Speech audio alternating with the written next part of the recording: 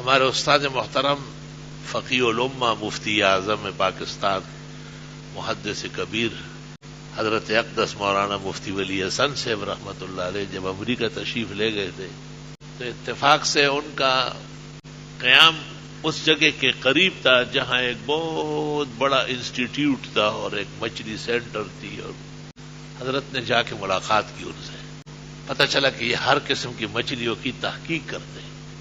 تو آپ نے ان کو کہا کہ میں پاکستان میں مسلمانوں کا مفتی ہوں، مجھ سے فتوے مانگتے ہیں، اور ہمارے ہاں ایک اختلاف ہے کہ جھینگا مچھلی ہے تو پھر یہ جائز ہے، کھانا پڑے گا، اور اگر یہ مچھلی نہیں ہے تو پھر یہ ناجائز اور حرام ہے۔ تو انہوں نے کہا کہ نہیں، آپ جو کچھ ہم سے پوچھتے ہیں نا تو ہمیں لکھ کے دے دیں۔ حضرت نے فرمایا میں نے بہت تفصیل کے ساتھ جھینگے کے حالات لکھے اور جھینگے کا پتہ کیا، تو انہوں نے کہا کہ یہ آپ یہاں چھوڑ کے چلے جائیں، اور کوئی تاریخ بتا دی انہوں نے کہ اس تاریخ پر آپ کا کوئی آدمی آ جائے۔ حضرت نے فرمایا کہ وہ مقررہ تاریخ پر انہوں نے ہمیں ایک باقاعدہ بک حوالے کی، پوری کتاب لکھ کی دی تحقیق کر کے، اور اس کا خلاصہ یہ تھا کہ جھینگا نہ مچھلی ہے اور نہ مچھلی کے خاندان کا کوئی فرد ہے، اس کا مچھلی سے کوئی واسطہ ہی نہیں، یہ ایک علیحدہ کیڑا اور بری اور بحری جانور ہے۔ تو حضرت بنوری ٹاؤن کے دارالفتہ میں بڑے شد و مت سے منع کرتے تھے کہ اس کو لوگ نہ کھائیں۔ بعض لوگ کبھی فتویٰ ایک جیسے دیتے، کبھی دوسرا، انہیں استقامت نصیب نہیں ہے، رنگ بدلتے رہتے ہیں۔ حضرت صاحب بڑے مستقل تھے اور مستقیم طبیعت۔ بنگلہ دیش جانا ہوا تھا، سابق مشرقی پاکستان، تو وہاں بنگالی ذرا زیادہ کھاتے ہیں، حالانکہ پکے احناف ہیں۔ تو پتہ چلا کہ وہاں بھی بڑے بڑے علماء ہیں جو منع کرتے ہیں، مولانا اطہر علی سلہٹی اور مولانا شمس الحق صاحب فرید پوری اور مولانا مفتی نظام الدین صاحب اور مفتی فیض اللہ صاحب مفتی اعظم، انہوں نے بھی اپنے اپنے زمانے میں فتوے لکھے تھے کہ جھینگا نہ کھائے، یہ مچھلی نہیں ہے۔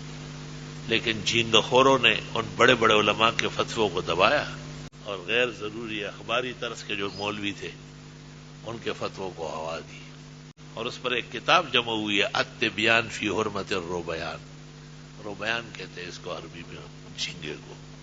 میں جب یہاں آیا 75-76 میں، بنوری ٹاؤن کا طالب علم تھا، اور یہاں ہماری مسجد سے G3 جو چلتی ہے نا سامنے روڈ پر، وہ نظر آتی تھی، درمیان میں کوئی آبادی نہیں تھی، چند مکانات ہو گئے لیکن گاڑی نظر آتی تھی، اور چاروں طرف کیکر کے جنگل تھے، خال خال کئی کوئی مکان تھا، اور چھوٹی مسجد بنی تھی۔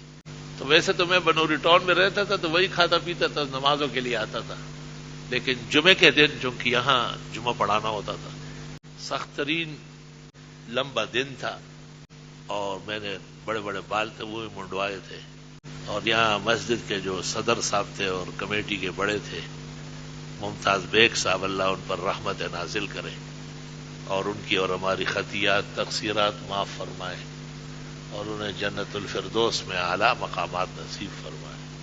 اور یہاں آس پاس کئی وہ کچے ہوٹل بھی نہیں تھے کہ آدمی کچھ کھانا منگوا لے، اور سخت ترین بھوک لگی تھی، اور جمعے کا دن تھا۔ اس زمانے میں جمعہ بھی ہم جو ہے نا وہ خطیبوں کی طرح بہت دیر سے پڑھتے تھے، اور بڑے جوش خروش سے باتیں کرتے تھے، اور غیر معمولی جذبات جمعے میں دکھاتے تھے، اور صبح سے مجھے بھوک لگی۔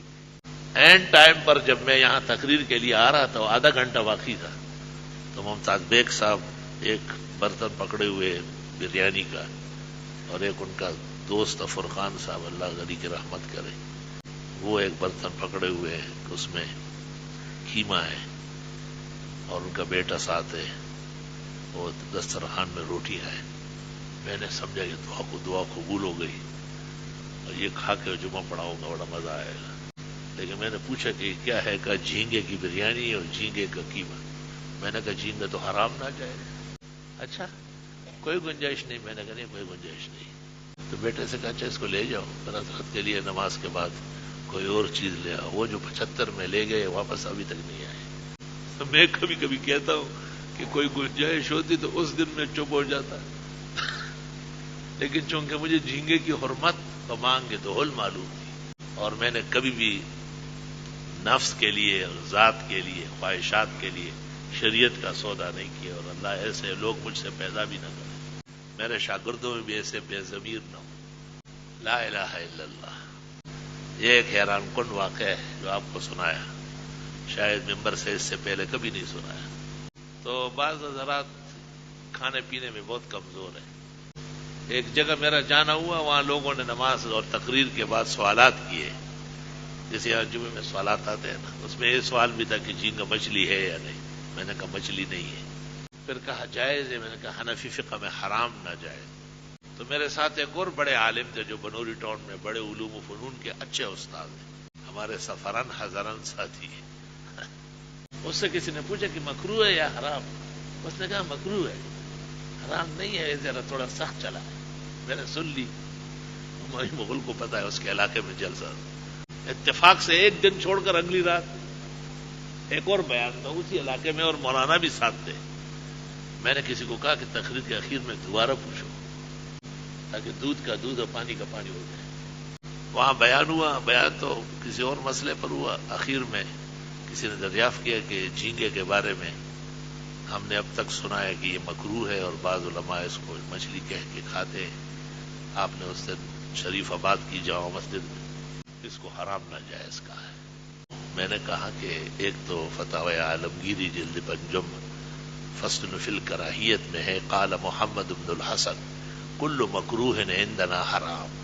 ہم مکروہ حرام ہی کو کہتے ہیں، مکروہ تحریم نوع من الحرام ہے۔ دوسری بات یہ ہے کہ ہندوستان کے علماء میں جیسے مولانا قاسم نانوتوی نے دارالعلوم دیوبند کی بنیاد رکھی اور ہمارے محسن ہے، اس طرح دیوبندی عقائد و اعمال کی تشریح اور وضاحت مولانا رشید احمد گنگوئی نے کی، اور ان کا فتاوی رشیدیہ اردو میں چھپا ہوا ہے، اور اس میں حرام اور ناجائز کا لفظ لکھا ہے۔ الحمدللہ ان بزرگوں کو بھی اندازہ ہو گیا مسئلے کی مضبوط ہونے کا۔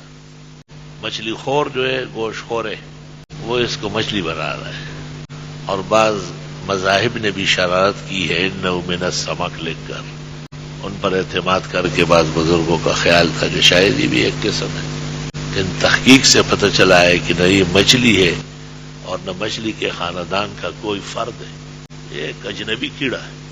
حیوان سرطان منجد میں لکھا ہے۔